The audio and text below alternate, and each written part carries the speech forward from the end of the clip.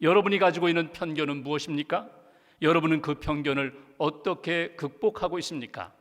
오늘 성경에는 편견으로 가득했던 한 사람 베드로를 우리가 만나게 됩니다. 베드로는 유대인입니다. 전통적으로 유대인이 가지고 있는 편견이 있습니다. 그것은 이방인들은 구원받지 못한다는 그런 편견입니다.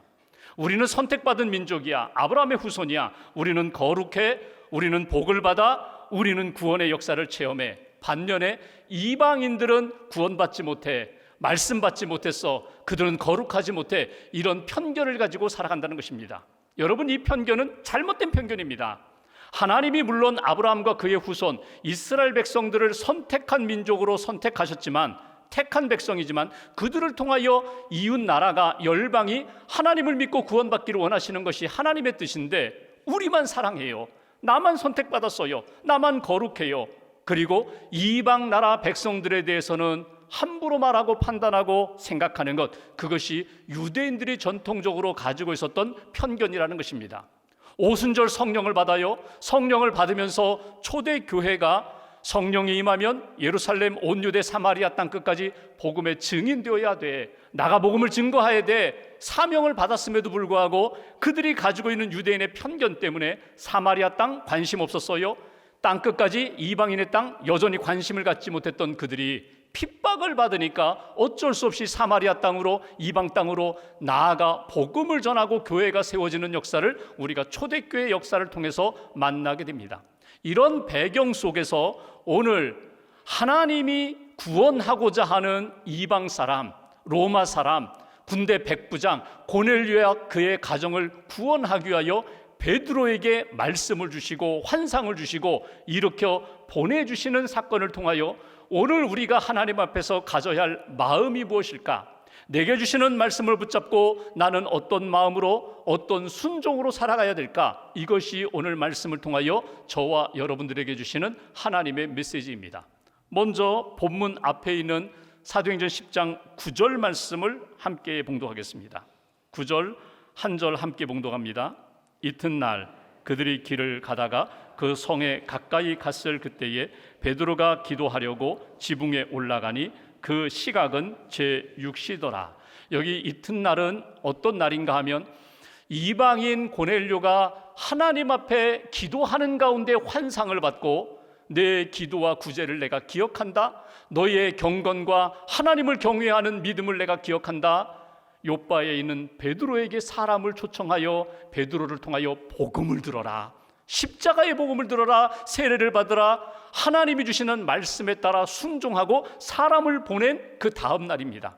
그러니까 고넬료가 보낸 사람들이 지금 요바에 있는 베드로가 오고 있는 상황 가운데 오늘 정오, 여기 6시라는 것은 대낮 12시입니다. 정오에 베드로가 옥상에 올라가 하나님 앞에 기도하다가 황홀한 놀라운 환상을 보게 되는 것이 오늘 본문의 내용이에요. 어떤 환상을 보는가 하면 11절 12절에 보면은 하늘에서 큰 그릇, 보자기 같은 것이 내려오는 거예요. 그리고 그 안에 보니까 여기 짐승들이 있어요. 기는 것이 있어요. 나는 것들이 있어요. 그 짐승들 보니까 그 중에는 거룩한 것도 있지만 그들이 가지고 있는 율법에 거룩하지 못한 것, 먹지 못하는 짐승들이 그 보자기 안에 있었다는 거예요. 13절에 보니까 하나님이 베드로에게 말씀하십니다. 베드로야 일어나 잡아 먹어라. 14절에 베드로가 주여 그럴 수 없습니다.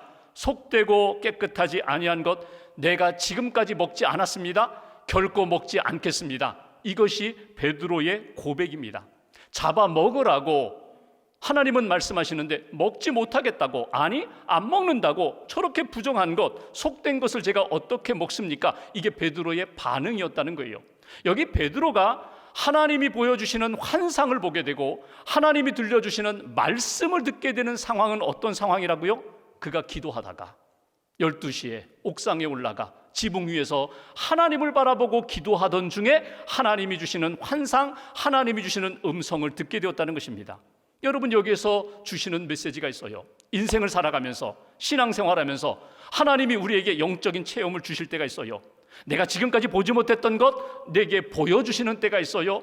내가 생각하지 못했던 것 들려주시는 하나님의 음성을 듣는 때가 있습니다. 그때가 언제라고요? 오늘 고넬료가 그러했던 것처럼, 베드로가 그러했던 것처럼 하나님 앞에 전심으로 기도하는 가운데 하나님의 음성을 듣게 되었다. 첫 번째 우리에게 주시는 메시지가 있습니다. 우리도 주님의 음성을 들어야 합니다. 우리도 주님이 보여주시는 하나님의 메시지를 보고 들을 수 있어야 합니다. 그때가 언제라고요? 우리가 하나님 앞에 집중하며 기도하는 때에, 기도하는 가운데 하나님이 보여주시는 아름다운 역사, 놀라운 역사, 새로운 역사를 우리가 보고 들을 수 있다는 것입니다. 여러분, 베드로가 어떤 사람이에요? 그는 3년 동안 예수님을 따라다니며 말씀을 듣고 기적을 경험했던 사람, 그가 믿음의 고백을 하면서 칭찬받은 사람. 그런데 한 가지 부족했던 것은 3년 동안 예수님과 함께 다니면서 베드로야, 기도할 때다, 기도하지 않았어요. 겟세마네 동산 기도하자, 1시간만 나와 함께 깨어 기도하자, 기도하지 않았고 잠잤어요. 그것 때문에 예수님 3번 부인하고 믿음으로 담대함으로 나아가지 못하고 비겁하게 도망갔던 그 삶이 베드로의 삶이었거든요. 그런데 성령을 받으면서 그의 인생이 달라졌어요. 기도합니다. 성령 의지하여 기도합니다. 하나님의 능력 의지하며 나아갑니다. 그렇게 기도했더니 능력이 나타나요. 내 안에 계신 예수 그리스도의 능력이 나타나요. 앉아있던 사람이 일어나게 되고, 죽었던 다비다를 다시금 살리게 되고, 베드로 자신이 아니라 기도할 때 내 안에 계신 성령, 내 안에 계신 예수님의 능력이 기도하는 베드로의 삶 가운데 나타났다는 거예요. 오늘 본문에도 기도하는 가운데 베드로에게 환상을 보여주시고 말씀을 주시면서 내가 가지고 있는 편견을 깨뜨려야 돼, 내가 가지고 있는 선입견, 고정관념, 내가 굳어져 있는 것들 풀어 헤쳐야 돼, 이것이 오늘 하나님이 그에게 들려주시는 음성이었다는 거예요. 베드로가 가지고 있는 고정관념, 편견이 무엇입니까? 나는 구원받았는데, 우리 민족은 사랑받고 있는데, 말씀을 얻었는데, 성령이 함께 하는데 이방인에게는 구원의 역사가 없어, 그들에게는 복음 전할 필요가 없어, 이런 편견이 베드로의 마음 가운데 가득했는데, 오늘 하나님이 베드로에게 말씀을 주시면서 깨뜨리는 것은 내가 너만 사랑하는 것이 아니라, 이스라엘 민족만 사랑하는 것이 아니라 이방 땅에 있는 사람들, 이방인 혈통을 가지고 있는 고넬료도 내가 사랑한다, 그 열방도 구원받기를 원한다. 이것이 오늘 베드로에게 주시는 하나님의 음성이었다는 것입니다. 여러분, 우리가 가지고 있는 편견이 있어요.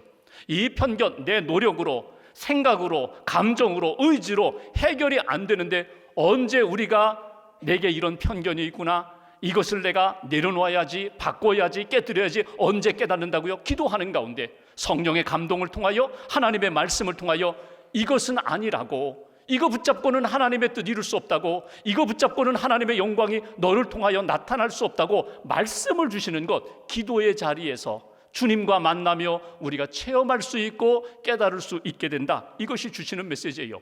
베드로처럼 정기적으로 기도합니다. 오전 9시, 12시, 오후 3시 하나님을 향하여 기도합니다.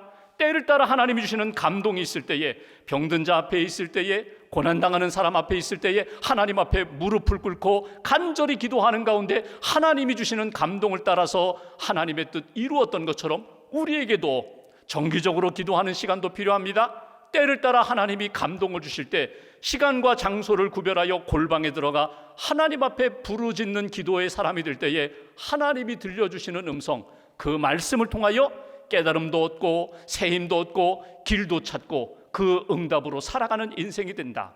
예수님이 마태복음에 보면은 구하라, 찾으라, 두드리라 말씀하셨어요. 기도는 이것이다. 기도는 오늘 여기 11절에 보면은 오늘 베드로가 기도할 때 하늘이 열리고 환상이 보였거든요. 기도할 때 하늘 문이 열리고 하나님이 보여주시고 들려주시는 역사가 내 안에 임하게 된다면 기도는 끊임없이 두드리는 거예요. 끊임없이 노크하는 거예요. 하나님의 가슴을 두드리는 거예요. 하늘문을 두드리는 거예요. 기도하면 반드시 열어주시고 보여주시고 들려주시는 역사를 통하여 나의 실체를 발견하게 되고 내 편견, 고정관념, 하나님이 기뻐하지 않는 그 모든 것들을 내려놓고 깨뜨릴 수 있는 하나님의 사람이 된다. 하나님 앞에 다시 한번 기도를 회복하고 하나님의 음성을 들을 수 있는 저와 여러분들의 신앙 여정 되시기를 주님의 이름으로 기원합니다. 두 번째로 14절 말씀 보실까요? 14절 제가 봉독합니다. 베드로가 이르되 주여 그럴 수 없나이다. 속되고 깨끗하지 아니한 것을 내가 결코 먹지 아니하였나이다 한데 15절 함께 봉독합니다. 또 두 번째 소리가 있으되 하나님께서 깨끗하게 하신 것을 내가 속되다 하지 말라 하더라. 아멘. 베드로는요, 레위기 11장을 근거로 해서 이 보자기 안에 있는 짐승, 기는 것, 나는 것들, 이 가운데 부정한 것 저는 먹지 않았습니다. 앞으로도 저는 안 먹겠습니다. 먹어라, 안 먹겠습니다. 여기 분명히 하나님이 15절 말씀하세요. 하나님께서 깨끗하게 하신 것을 내가 속되다 하지 말라. 여러분, 이스라엘 백성들은 레위기 11장에 있는 말씀처럼 하나님이 그들에게 먹을 것과 먹지 말아야 할 것을 구별해 주셨어요. 이건 영적인 의미도 되고요, 건강에 대한 의미도 되고요, 위생적인 의미도 됩니다. 중요한 것은 하나님께서 그들을 위하여 먹어라, 굽이 갈라진 것, 또 되새김질하는 것, 그런 짐승은 먹어라, 소는 먹어라. 그러나 돼지는 굽이 갈라졌지만 되새김질하지 않기 때문에 돼지는 먹지 말아라. 그렇다면 보십시오, 건강을 위하여, 영적인 삶을 위하여 이렇게 하나님이 구별하여 먹는 것과 먹지 말아야 할 것 구별해 놓으셨는데 이스라엘 백성들은 어떻게 생각했는지 아세요? 하나님이 먹지 말라고 한 그 짐승에 대해서는 다 부정한 것을 넘어서서 이것은 하나님이 우리에게 주신 것 가운데 이건 거룩하지 못한 거야. 아니, 이 경멸했다는 거예요. 조금 더 확대해서 하나님이 짐승을 구별하여 먹는 것 먹지 말라는 것 구별하신 것처럼 우리는 늘 거룩하고 우리는 하나님 앞에 쓰임받고 은혜와 복을 받는 반면에 저 부정한 짐승들처럼 이방인들은 하나님 앞에서 쓰임받지 못해, 구원받지 못해, 사랑받지 못해 완전히 선을 긋는 편견 속에서 그들이 살아갔다는 것입니다. 오늘 예수님이 베드로에게 이렇게 환상을 보여주시면서 가르쳐 주시는 내용은 내가 가지고 있는 그 생각을 뛰어넘어서 하나님의 본심을 좀 깨달으라는 거예요. 이 세상의 모든 것을 창조하시고 이 세상의 모든 것을 주관하시는 하나님의 본 마음이 무엇인지를 깨달았으면 좋겠다. 17절 말씀 보실까요?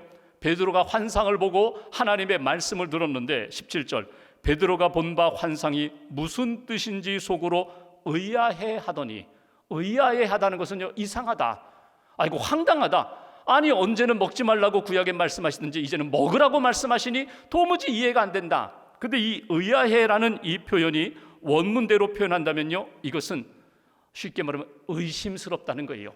도무지 받아들이기 어렵다.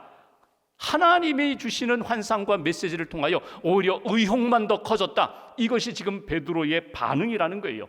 여러분 보십시오. 하나님이 이 세상을 창조하셨어요. 하나님이 창조하신 피조물의 세계 가운데 하나님은 창조 질서 가운데 이루어 가시는데 그 속에서 나는 거룩한 것, 거룩하지 못한 것, 선한 것, 악한 것, 하나님 앞에 은혜로운 것, 은혜롭지 못한 것을 딱 구별하여 내 편견과 기준을 가지고 살아가는 이 베드로의 생각과 마음을 내려놓아 하나님의 마음으로 채워, 이것이 오늘 주시는 마음이에요. 지금 베드로가 어느 집에 있다고요? 요빠 무두장이 집에 있어요. 무두장이라는 것은 여러분 피혁 가죽 제품을 만드는 그런 기술자거든요. 가죽 제품을 만드는 사람, 전통적으로 이스라엘 사람들은요, 그 무두장이를 굉장히 경멸했습니다. 천대 여겼어요. 왜냐하면 여러분 가죽을 만들려면 짐승을 잡아야죠. 죽은 시체에서 가죽을 벗겨내야죠. 그 가죽을 다듬고 제품을 만드는, 늘 죽은 시체를 만지는 사람이기 때문에 천하다고 여겼어요. 그 집에도 잘 가지 않았어요. 천하게 여겼던 그 무두장이 그 집에 지금 누가 가 있어요? 베드로가 가 있다는 거예요. 무두장이는 천하게 여기는데 그들이 만든 가죽 제품은 아주 귀하게 여겨요. 아주 소중하게 여겨요. 이거는 이중성이죠. 그 사람은 싫다? 근데 그 사람이 만든 건 좋다. 지금 베드로가 어디가 있다고요? 무두장이 집에 가 있어요. 성경적으로 이야기해 본다면, 너희의 전통과 기준으로 이야기한다면 가지 말아야지. 다른 집에 가서 머물러야지. 오늘 무언 중에 그런 메시지가 베드로에게 들렸는지 몰라요. 근데 베드로가 타협하는 거예요. 생각하는 거예요. 나는 여기 필요하니까 여기 머물러도 돼. 그러나 이방인들은 안 돼. 그런 마음을 가지고 있는 베드로에게 주신 말씀을 통하여 두 번째 우리가 붙들어야 할 메시지가 있습니다. 여러분, 세상의 생각들, 세상의 기준, 내 기준이 아니라 주님의 기준, 주님의 마음을 품는 성도가 되어야 한다. 하나님의 마음이 어디 있을까? 내 기준이 아니라, 내 판단이 아니라, 내 편견이 아니라 하나님의 뜻, 하나님의 마음 그것이 무엇일까 늘 찾고 그 마음을 품는 하나님의 사람이 되어야 한다. 가장 무서운 편견이 뭔지 아세요? 나는 구원받았어요. 나는 의로워요. 근데 저 사람은 의롭지 못해요. 저 사람은 구원받지 못해요.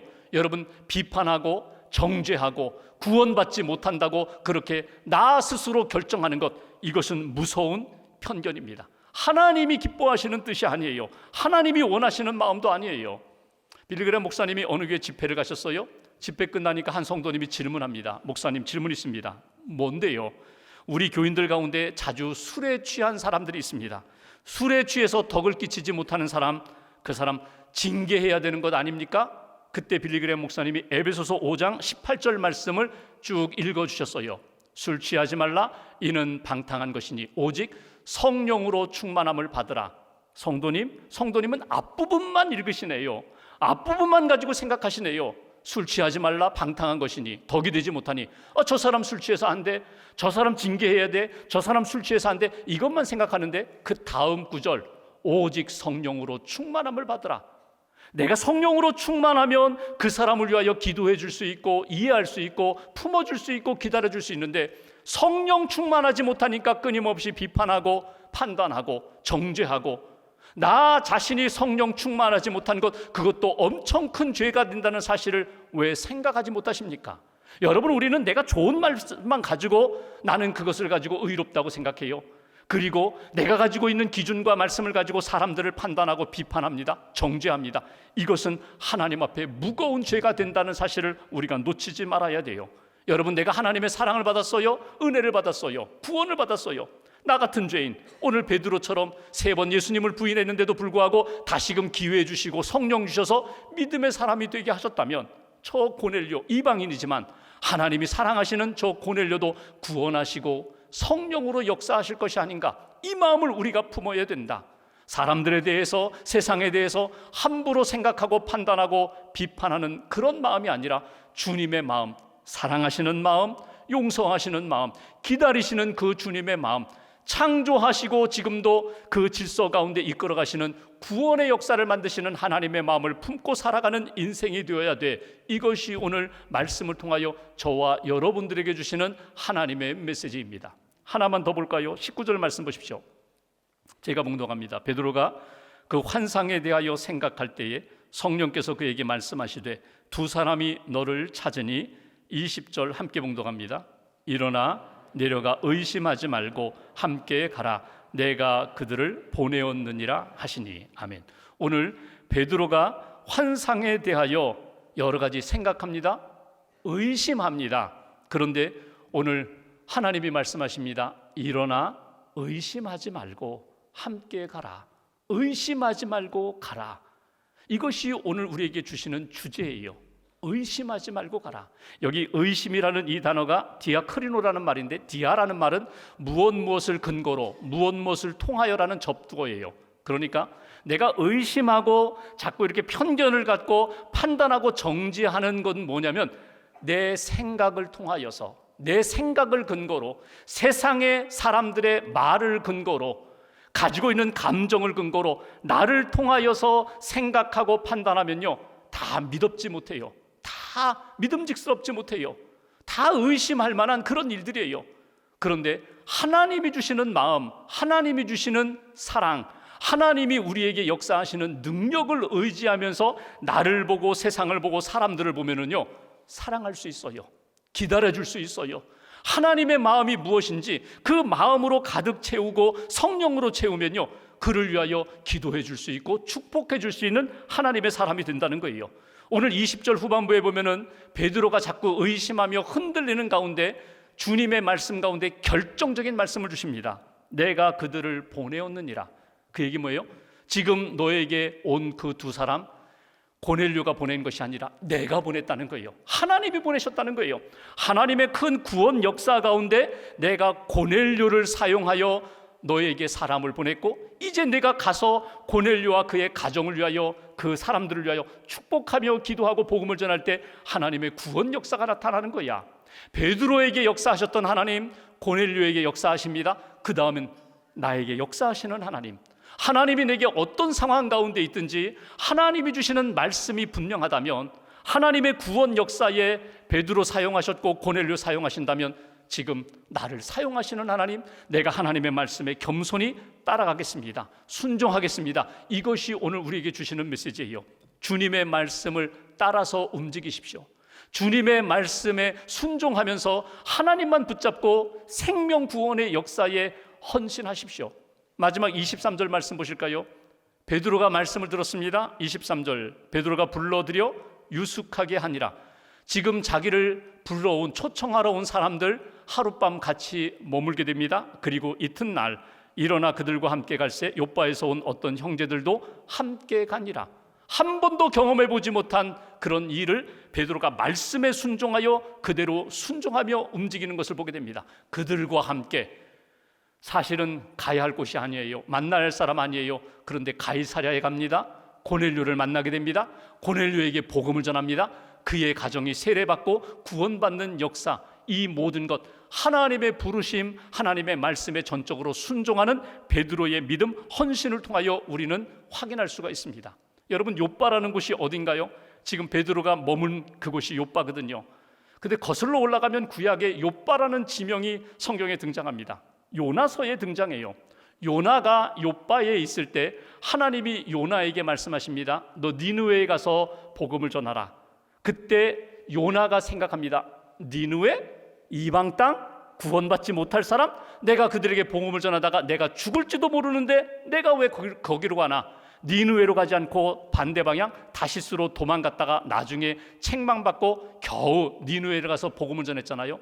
이 부족했던, 못났던 요나 선지자에 비해서 오늘 요빠에서 베드로는 어떻게 합니까? 하나님이 그렇게 말씀하시고 하나님의 구원 역사에 나를 부르신다면 힘들고 어려워도, 사실 이해가 되지 않는 부분이 있어도 제가 말씀에 순종하며 가겠습니다. 이것이 베드로의 모습입니다. 저와 여러분들이 하나님 앞에 기도하면서 주의 음성을 듣습니다. 주님의 마음을 품습니다. 그리고 주님이 주시는 말씀을 따라 움직이며 그 방향으로 순종해 나아갈 때 하나님의 아름다운 역사가 우리 심령과 삶 가운데 체험된다. 이것이 주시는 메시지예요. 1907년 평양 대부흥이 일어났을 때 많은 일들이 일어났어요. 영적으로 회개하고 새로워지고 복음의 역사가 나타나고, 그때 일어났던 일들에 대해서 기록한 조나단 고퍼스라는 그 미국 선교사님의 글을 보면은 이런 표현이 나와요. 성령이 임하니까 놀라운 변화들이 일어났습니다. 대표적인 예 가운데 하나가 성도 가정에서 고부의 관계가 회복되었습니다. 고부 간의 갈등이 사라지고 고부 간, 시어머니와 며느리의 관계가 아름답게 회복됐습니다. 마치 이방인과 유대인처럼 하나 될 수 없었던 사람들, 그들이 예수님의 십자가의 사랑을 경험하게 되고 성령을 받으니까 서로 화목해지는 가정의 평화, 회복의 역사가 나타났다고. 여러분, 우리는 생각합니다. 우리 어머니 안 돼. 우리 어머니 안 바뀌어. 우리 어머니 안 돼. 이런 편견 속에 살아가는 우리 젊은이들. 또 어른들은 생각합니다. 우리 며느리 안 돼. 안 돼. 못해. 이런 편견으로 그냥 딱 굳어져 버린 그런 마음들, 성령이 임하고 주님의 사랑이 임하면 달라지게 된다는 거예요. 변화가 나타난다는 거예요. 여러분의 인생 여정 가운데 9명은 다 좋은데 그 사람 1명만 없으면 좋겠다. 그 사람 생각하면 마음이 불편해져요. 나도 모르게 막 욕이 나와요. 나도 모르게 그 사람에 대하여 판단하고 비방하는 그런 마음이 가득해요. 근데 오늘 성경을 보면은 이렇게 말씀하십니다. 내가 창조한 피조물이다. 성경 말씀대로 하나님께서 깨끗하게 하신 것을 내가 함부로 판단하지 말아라. 비판하지 말아라. 편견을 갖지 말아라. 내가 속되다고 그렇게 하지 말아라. 내가 사랑하는 영혼이다. 내가 사랑하는 자 미워하지 말아라. 판단하지 말아라. 무시하지 말아라. 축복해야지. 사랑해야지. 기다려줘야지. 성령님이 주시는 말씀을 붙잡고 이번 한 주간 동안도 주님 내게 주시는 마음, 말씀, 뜻 붙잡고 하나님이 기뻐하시는 걸음 걷겠습니다. 다시 한번 다짐하시고 그 영혼을 향하여 가까이 나아가는, 기도하고 축복하는 저와 여러분들의 삶이 되시기를 주님의 이름으로 기원합니다.